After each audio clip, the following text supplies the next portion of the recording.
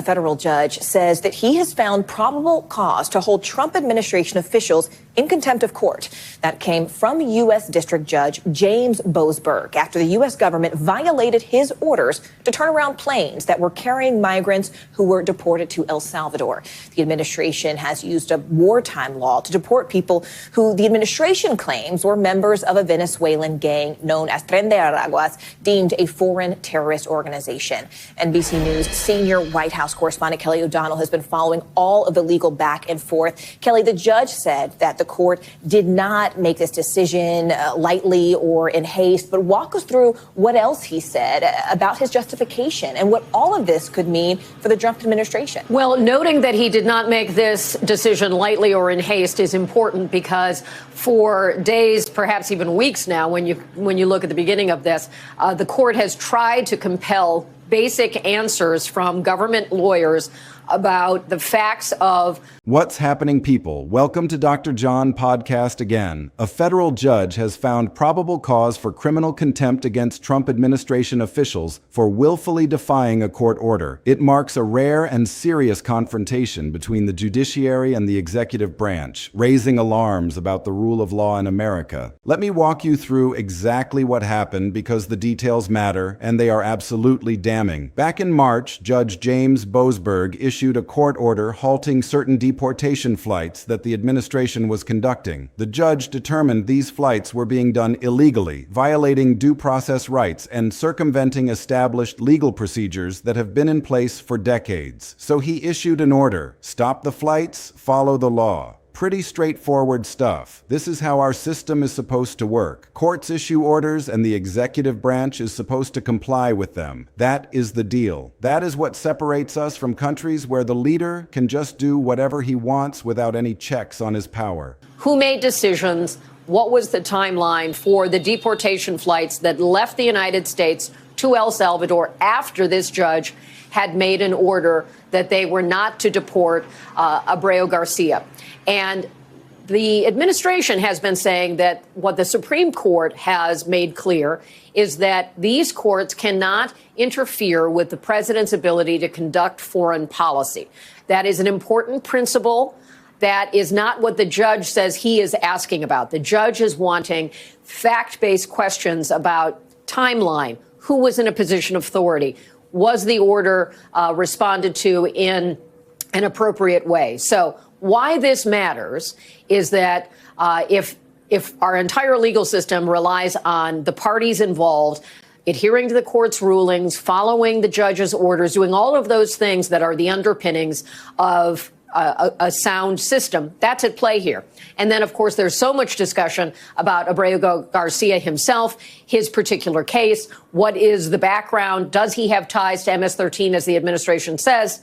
But Trump's administration did not comply. They kept doing the flights anyway. They ignored the court order like it was a suggestion rather than a legally binding directive from a federal judge. And when Boasberg found out about it, he was furious. He held hearings. He demanded explanations. He gave the administration every opportunity to explain themselves and justify their conduct. And what he got back was a bunch of excuses and justifications that essentially amounted to, we decided we did not have to listen to you. That is essentially what they told a federal judge. We disagree with your order, so we are not going to follow it. Judge Boasberg's response was devastating. He ruled that the administration showed willful disregard for his order, not accidental non-compliance, not a good faith misunderstanding, willful disregard, deliberate defiance. He found probable cause exists for criminal contempt charges. Do you understand how significant that is? A federal judge has determined there is enough evidence to potentially bring criminal charges against administration officials for ignoring a court order.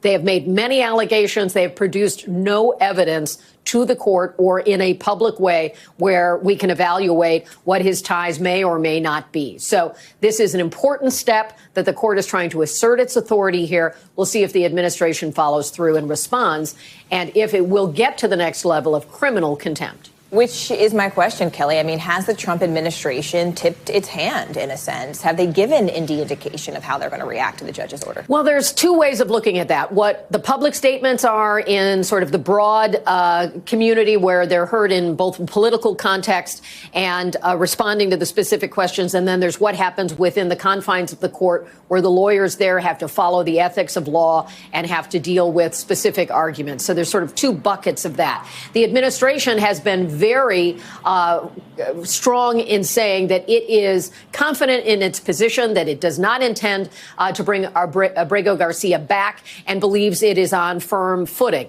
At the same time, it is unclear how they will respond to the specific legal things because the judge is saying so far those government employees, attorneys for the Justice Department, have not been complying in a satisfactory way. This is the kind of thing that happens in countries we lecture about human rights abuses, and now it is happening here. The judge made something very clear in his ruling that cuts through all the spin and excuses. He said that deliberate noncompliance constitutes contempt regardless of the rationale offered. Regardless of the rationale. That means it does not matter why they thought they could ignore the order. It does not matter what legal theory they cooked up to justify their defiance. When a court tells you to do something and you deliberately do the opposite, that is contempt. Period. End of analysis. And that is exactly what happened here. According to the judge who reviewed all the evidence, the administration made a deliberate decision to defy his order because they disagreed with it.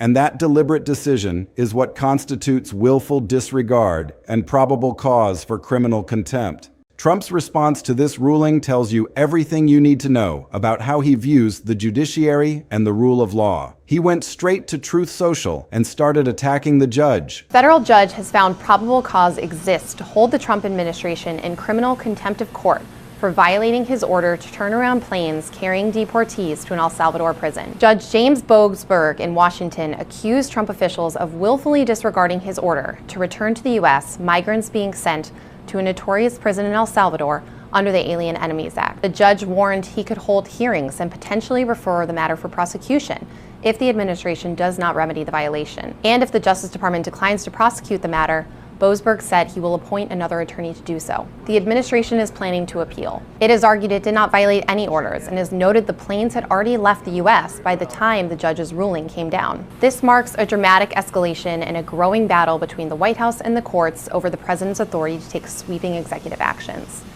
Administration officials have repeatedly criticized judges for reining in the president's actions, accusing the courts of improperly impinging on his executive powers.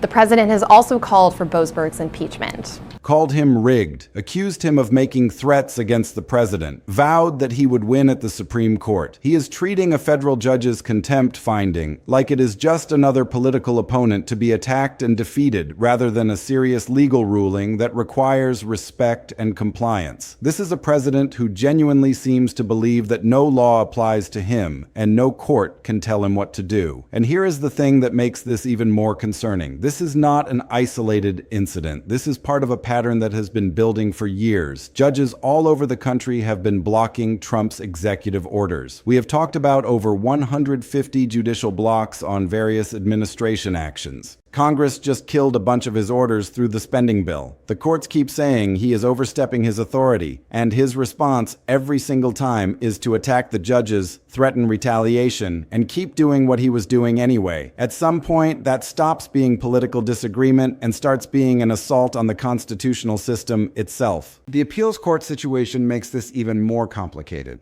After Boasberg's ruling, the administration appealed. The appeals court declined to fully reinstate the deportation flights, but they did preserve the contempt threat. So the legal situation is still developing, but the fundamental finding stands. A federal judge determined the administration deliberately defied a court order. That determination does not go away just because you file an appeal.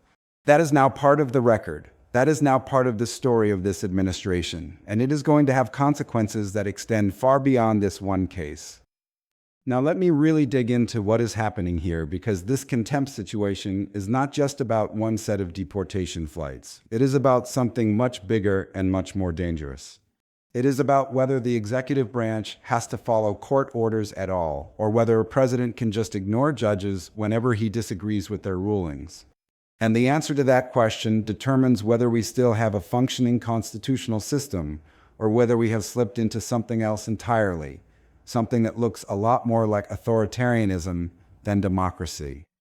First, let me explain who Judge James Boasberg is, because understanding his background matters for understanding why this ruling is so significant. Boasberg is not some liberal activist judge that Trump can easily dismiss. He is the Chief Judge of the United States District Court for the District of Columbia. He was appointed by President Obama, but he has a reputation for being a careful and moderate jurist who decides cases based on the law rather than ideology. He has ruled against liberal causes plenty of times. He is exactly the kind of judge that both parties used to agree should be respected even when you disagree with specific rulings. The fact that he felt compelled to make such a strong finding against the administration tells you how egregious the conduct actually was. This is not a judge who goes looking for fights with the executive branch. This is a judge who was presented with evidence of deliberate defiance and felt he had no choice but to call it what it was. The deportation flights at the center of this case were part of Trump's aggressive immigration enforcement agenda. The administration was conducting rapid deportation operations that critics said violated due process protections and legal requirements that have been established over many decades. Boasberg reviewed the evidence and determined the flights needed to stop while legal challenges were sorted out. That is a completely normal thing for a federal judge to do. Courts issue stays and injunctions all the time when there are serious legal questions about government actions. The government is supposed to comply while the legal process plays out. That is how the system works. But the Trump administration apparently decided they did not have to play by those rules. After Boasberg issued his order, they kept conducting flights anyway. They came up with various justifications: operational necessity, flights already in progress, different interpretation of what the order covered. But Boasberg looked at all those excuses and rejected every single one of them. He found that the administration was deliberately choosing to ignore his order because they disagreed with it. And that deliberate choice to defy a court order is the definition of contempt. The legal standard here is important to understand. Contempt of court is not about whether you agree with the judge's ruling. It is about whether you comply with it. You can think a ruling is completely wrong, you can appeal it, you can criticize it publicly. You can work to change the law through the legislative process. But while the ruling is in effect, you have to follow it. That is the deal. That is what makes the judicial system work. If everyone got to decide for themselves which court orders to follow based on whether they agreed with them, the whole system would collapse. There would be no rule of law at all. What Boasberg found is that the administration made a deliberate decision that they were above this basic principle. They decided that their policy goals were more important than complying with a federal court order.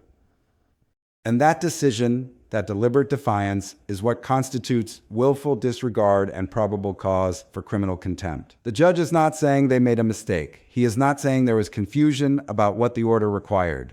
He is saying they knew what they were supposed to do and chose not to do it anyway. The probable cause finding for criminal contempt is particularly serious. This is not civil contempt where you might face fines until you comply. Criminal contempt means potential criminal charges against the officials involved.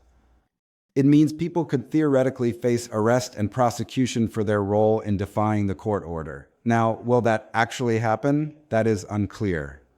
There are complicated questions about prosecuting executive branch officials, and about appeals, and about how far any prosecutor would want to push this. But the fact that a federal judge found probable cause for criminal contempt is a stunning rebuke that goes on the permanent record of everyone involved. It is not something that can be easily dismissed or explained away. It is a formal finding by a federal judge that there is enough evidence to potentially bring criminal charges. That is serious. That is unprecedented in modern American history. And it happened because this administration decided they did not have to follow a court order. Trump's response to this ruling has been to escalate rather than comply or even pretend to respect the judicial process. He attacked Boasberg personally on Truth Social. He called the judge rigged, which is his go-to insult for anyone who rules against him. He framed the contempt finding as threats against the judiciary, which makes no sense because the judge is the judiciary and he is the one being threatened by Trump's posts. He vowed to take it to the Supreme Court, as if that makes the district court ruling meaningless. The whole response is designed to undermine public confidence in the courts rather than address the actual legal problems the administration faces. This pattern of attacking judges has been consistent throughout Trump's second term, and it is deeply corrosive to the constitutional system. When a president tells his supporters that judges who rule against him are rigged or corrupt or biased, he is telling them not to respect judicial decisions. He is telling them the courts are just another political arena where whoever has more power wins. That is a dangerous message because it undermines the legitimacy of the entire legal system. And once people stop believing courts are legitimate arbiters of disputes, the whole framework of constitutional government starts to break down. The broader context here matters too. This contempt finding comes at the same time that Congress is using its appropriations power to block Trump's executive orders. It comes while over 150 other Trump orders have been blocked by various courts. It comes while the Supreme Court is taking up cases about the limits of executive power. There is a consistent pattern emerging. Trump keeps trying to govern unilaterally without regard for legal limits, and the other branches of government keep pushing back. The courts are saying no, Congress is saying no, and Trump's response is to attack everyone who tells him no, rather than accept that there are limits on presidential power. This is not how a democratic system is supposed to work. In a functioning democracy, when a court tells you to stop doing something, you stop. You might appeal, but you stop while the appeal is pending. You do not just keep doing what you were doing and dare the courts to stop you. That is contempt. That is lawlessness. And that is what we are seeing from this administration. The connection to other administration scandals is also relevant. Pash Patel at the FBI has faced contempt warnings for various actions. There are ongoing issues with congressional subpoenas being ignored, the Epstein file delays, the 3 a.m. pardons, the deportation defiance. All of these things fit a pattern of an administration that believes it does not have to follow rules that apply to everyone else. Each individual incident might be explainable in isolation, but taken together, they paint a picture of systematic lawlessness that judges and members of Congress from both parties are starting to recognize and respond to. The pattern is becoming impossible to ignore.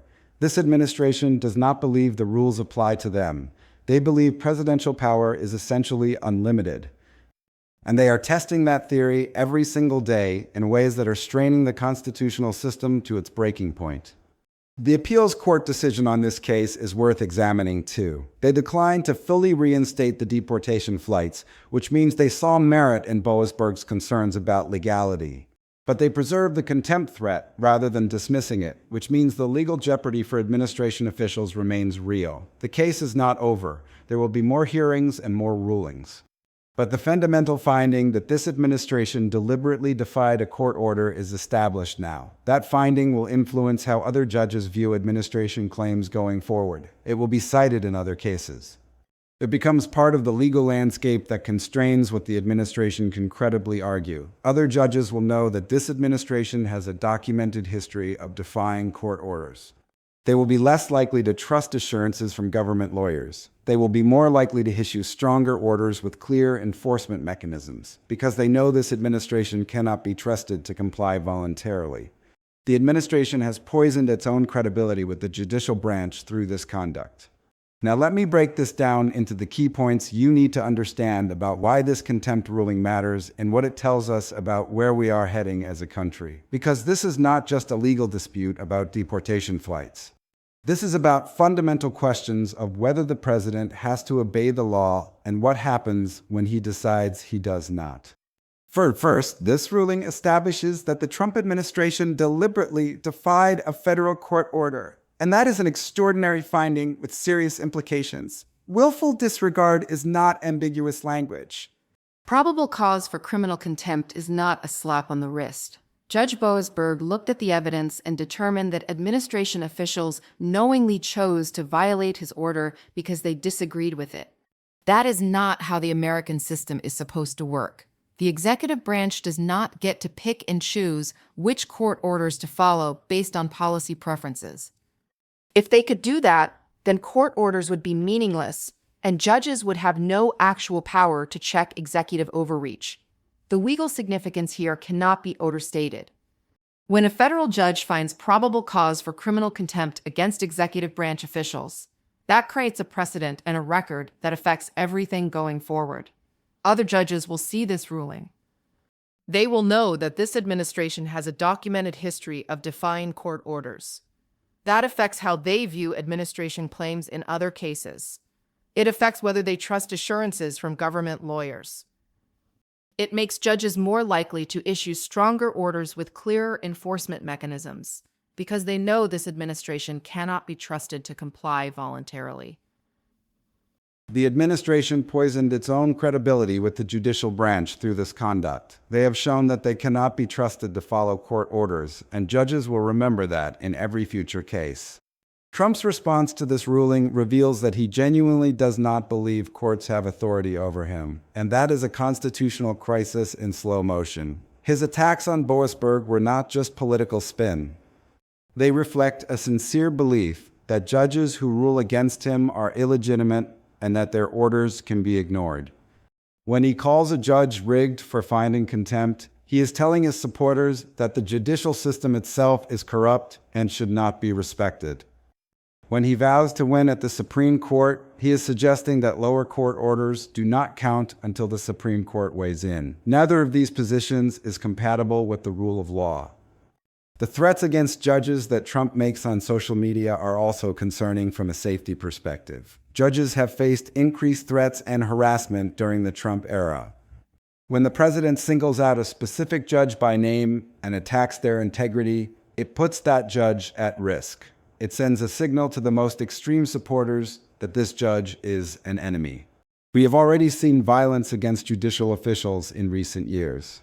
Trump's rhetoric makes that violence more likely, and he does not seem to care because the attacks serve his political purposes regardless of the danger they create for the individuals involved. This contempt situation fits into a broader pattern of administration lawlessness that is becoming impossible to ignore or explain away. Over 150 executive orders blocked by courts, Congress using appropriations to kill administration initiatives, judges finding contempt, subpoenas being ignored, pardons being issued in the middle of the night.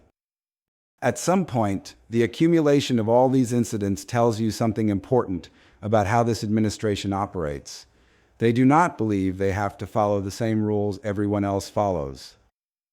They believe presidential power is essentially unlimited, and they are testing that theory every single day in ways that are straining the constitutional system. The connection to impeachment discussions is obvious here. Contempt of court is exactly the kind of conduct that the Constitution contemplates as grounds for removal from office. When a president and his administration deliberately defy court orders, they are violating their oath to faithfully execute the laws. They are placing themselves above the legal system that is supposed to constrain their power. That is a high crime in the constitutional sense, even if it is not literally a crime in the criminal code. Members of Congress are watching these contempt findings and adding them to the growing list of reasons why impeachment might be necessary to restore constitutional order. The judicial backlash to Trump's executive overreach is building, and it is bipartisan in ways that should worry the administration. Boasberg was appointed by Obama, but plenty of Republican-appointed judges have also ruled against Trump. The reports about Reagan judges being fed up with Trump are telling. These are conservative jurists who believe in limited government and separation of powers. They are ruling against Trump not because they are liberals, but because they see an executive branch that is trampling on constitutional limits. When judges across the ideological spectrum are reaching the same conclusions about administration lawlessness, that tells you something important about the merits of those conclusions. The appeals court decision to preserve the contempt threat rather than dismiss it entirely is also significant. Appellate judges are generally cautious about contempt findings against the executive branch.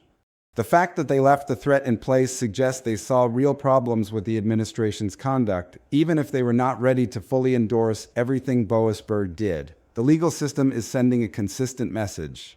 There are limits, and you are crossing them. The question is whether the administration will start respecting those limits, or whether the confrontation will continue to escalate. What happens next is going to depend on several factors. Will prosecutors actually pursue criminal contempt charges against administration officials? That would be unprecedented and enormously consequential. Will the Supreme Court take up these issues? And if so, how will they rule? The current court is conservative, but they have also shown some willingness to check executive overreach in certain cases. Will Congress use these contempt findings as part of impeachment proceedings? The evidence is certainly relevant to questions about whether the president is faithfully executing the laws. The political implications are significant too. Trump's base might not care about contempt findings, but swing voters and moderate Republicans might. The image of an administration that deliberately defies court orders is not a good one for anyone trying to win over people who care about the rule of law. Every time a judge makes a finding like this, it becomes part of the public record that can be used in campaign ads and political messaging. Democrats are already talking about Trump as someone who thinks he is above the law. Rulings like this give them concrete evidence to point to, rather than just rhetoric. The larger question this raises is whether the constitutional system can actually constrain a president who refuses to be constrained. We have checks and balances on paper, but those checks only work if people respect them. Courts can issue orders, but they rely on the executive branch to enforce them. Congress can pass laws, but they need executive cooperation to implement them. What happens when a president simply refuses to participate in the system in good faith? We are finding out right now. And the answer so far is that the system strains and bends, but has not broken yet. Whether it holds depends on what comes next. This story is going to continue developing because the legal process is not over, and the confrontation between Trump and the judiciary shows no signs of cooling down. Watch for more court rulings, watch for potential contempt proceedings. Watch for congressional response, and watch for Trump's continued attacks on judges, which will only intensify as the legal pressure mounts. We are in uncharted territory here, and nobody knows exactly how it ends. But the contempt finding from Judge Boasberg will be remembered as a significant moment when a federal judge put on the record exactly what this administration has been doing. And that record is going to matter going forward, no matter how much Trump tries to spin it. The judge's ruling is now part of the historical record. It is part of the legal landscape. It is part of the case that future historians will use to understand what happened to American democracy during this period. And it is a warning sign that should not be ignored. When a federal judge finds probable cause for criminal contempt against administration officials, that is not normal. That is not business as usual. That is a sign that something has gone seriously wrong with the relationship between the executive branch and the judicial branch, and that relationship is fundamental to the functioning of our constitutional system. We need to pay attention to this. We need to understand what it means, and we need to hold our leaders accountable when they decide they are above the law. Because if we do not, if we just accept this as normal, then the rule of law will continue to erode until there is nothing left. And once the rule of law is gone, it is very hard to get it back. That is what is at stake here. That is why this contempt ruling matters so much. It is not just about deportation flights. It is about whether we still have a country where everyone, including the president, has to follow the law. And right now, the answer to that question is very much in doubt.